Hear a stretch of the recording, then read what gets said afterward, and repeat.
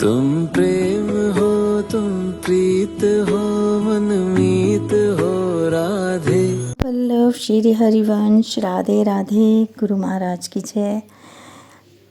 यहाँ पर मैं श्रृंगार मतलब मैं 2-3 दिन से सोच रही थी, गोपाल जी को श्रृंगार कराया, उनका रात को ड्रेस उतार दिया, अगले दिन पहनाया कि आज करूँगी।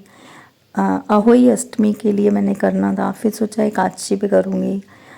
फिर मुझे पता चला कि वृंदावन में एक फेस्टिवल है, राधा कुंड उत्सव।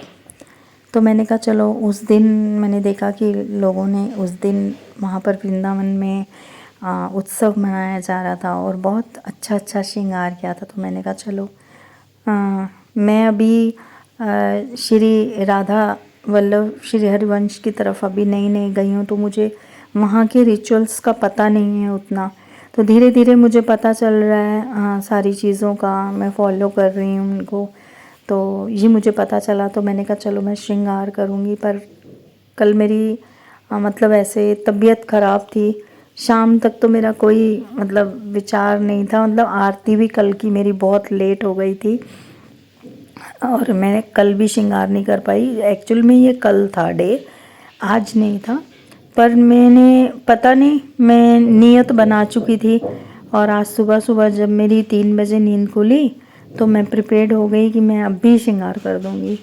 और मैंने ये सोचा कि दीपदान तो मुझे 5, साढ़े 5, 6 बजे तक करने हैं, तो कोई ना मैं पहले इनका श्रृंगार ही कर लेती हूँ। तो मैंने सुबह सुबह आज फिर इनका श्रृंगार शुरू कर दिया कि 1 घंटे में हो जाएगा, क्योंकि सिंपल ही श्रृंगार करना था मुझे बिल्कुल। और मैंने श्रृंगार शुरू किया राधा कृष्णा का। और क्या, मैंने टेबल भी नहीं लगाया, कुछ भी नहीं। एक्चुअल में सबसे पहले जो मैंने स्टार्टिंग की थी वो मैंने यहीं से स्टार्ट किया था व्लॉग बनाना। तब मेरे पास स्टैंड भी नहीं था, मैं एक हाथ से मोबाइल पकड़ती थी और एक हाथ से मैं उनका श्रृंगार करती थी। तो मतलब हार लगाती थी और फिर फ़ोन बंद करती थी, फिर हार पहनाती थी, फिर ब्लाउज़ पहनाती थी, मतलब ऐसा करके मैं मैनेज करती थी। फिर मेरा बर्थडे आया, मेरी बेटी ने मुझे स्टैंड गिफ्ट किया, तो फिर स्टैंड पे मैं लगा के यहीं पे मैंने व्लॉग बनाया। फिर उसके बाद मैं छोटा टेबल था एक, वो लिया, उस पे व्लॉग बनाने लगी। तो पता नहीं आज टेबल लगाने का मतलब वो लग रहा था कि थोड़ा झंझट है, टेबल लगाओ ये सब। तो मैंने कहा चलो आज इधर ही ठाकुर जी का श्रृंगार करते हैं। और मैंने यहीं पे ठाकुर जी का श्रृंगार राधा रानी का स्टार्ट कर दिया। और सोच के रखा था कि एक्चुअल में मुझे लग रहा था लाइट कलर है, शायद उभर के नहीं आएगा। पर पता नहीं, जब मैं ये कपड़ा दिल्ली से लाई थी, जो भी कपड़ा मैं लाई हूँ दिल्ली से, उस वक़्त मेरी चॉइस थी नहीं थी मुझे नहीं मालूम, राधा रानी और कृष्णा जी को क्या मंजूर था। और वो कपड़े मैं वहाँ से ले आई। मुझे किसी ने कहा भी ये ड्रेस अच्छी नहीं लगेगी मत बनाना, ये ड्रेस अच्छी नहीं लगेगी, इस कपड़े की मत बनाना, सजेस्ट किया था मुझे कि ये अच्छी नहीं लगेगी, इस कपड़े को रहने दो। पर पता नहीं, मैं उनके लिए लाई थी, मेरे मन में आया मैं 1-1 मीटर 1.5 मीटर कपड़े का क्या करूँगी। तो मैंने नेहा को बोला, नेहा आप बना दो ये ड्रेस। पर जब वो ड्रेस बना के लाई ना तो मेरा दिल इतना खुश हो गया। मैंने बोला कौन सा ऐसा फेस्टिवल आए जब मैं उसको राधा कृष्णा जी को, जुगल जोड़ी को ये ड्रेस पहनाऊँ। और आप बिलीव करेंगे, जब मैंने इनको ये ड्रेस कृष्णा जी को जब ये ड्रेस पहना के मैंने फर्स्ट श्रृंगार शुरू किया, तो कृष्णा जी को ये पैंट थोड़ी एंकल लेंथ आई, बड़ी प्यारी सी, और श्रृंगार बहुत बहुत सिंपल कह सकते हैं, पर अपनी समझ से सिंपल सिंपल किया। पर जब ठाकुर जी और राधा रानी तैयार हुए तो मैं आपको बता नहीं सकती, ऐसे लग रहा था पता नहीं कितने चांद सितारे उनके ऊपर लगा दिए गए हैं, इतने शाइनिंग कर रहे, इतने सुंदर लग रहे थे, कुछ कहने की हद नहीं। बस आप बिलीव करेंगे कि मेरे हस्बैंड नेहा, जब मैं श्रृंगार करके उनको हटी और मैंने उनको काला टिक्का लगाया, वो बाद में लगाया। पहले क्या था कि मैं ही बार बार आके हर थोड़ी देर बाद आती थी और उनको मत्था टेक के जाती थी और उनको निहार के जाती थी। फिर थोड़ी देर बाद आती थी, उनको निहार के जाती थी।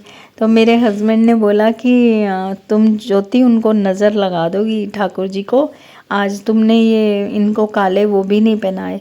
मैंने कहा वो टूट गया है और हाँ मतलब टूट गया। तो कहते एक ही पहना दो। मैंने कहा नहीं, एक नहीं 2 ही पहनाते हैं, टूट गया है, मैं बनाऊंगी नया तो फिर उनको मैं पहनाऊंगी।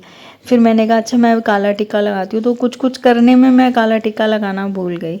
और वीडियो आप आजू बाजू प्लीज़ कुछ मत देखना, सिर्फ राधा रानी और कृष्णा जी का श्रृंगार देखना, सिर्फ और सिर्फ श्रृंगार देखना।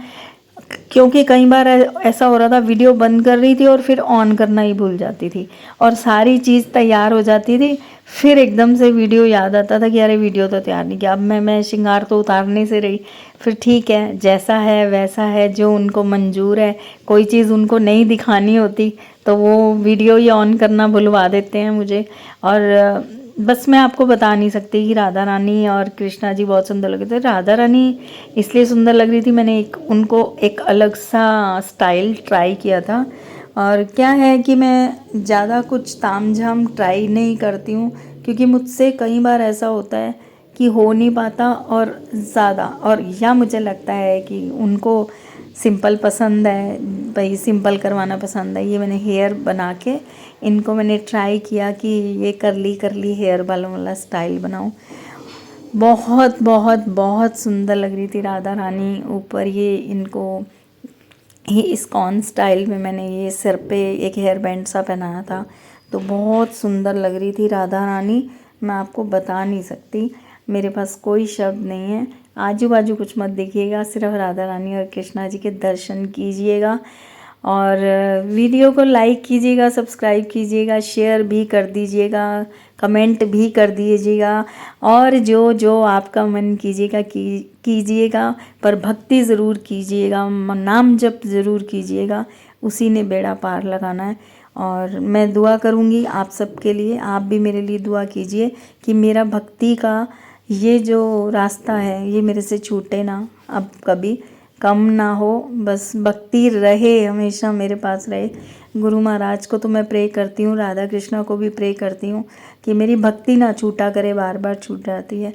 और बाकी कमेंट के लिए बहुत शुक्रिया जिन लोगों ने कमेंट किया है और बोला है दीदी आप व्लॉग ज़रूर बनाइए, आइए। और मैंने इनको कड़ी चावल का भोग लगाया है। और बस मिलते हैं नेक्स्ट वीडियो में। हरे कृष्णा, राधे राधे। तुम प्रेम हो, तुम प्रीत हो, मनमीत हो राधे।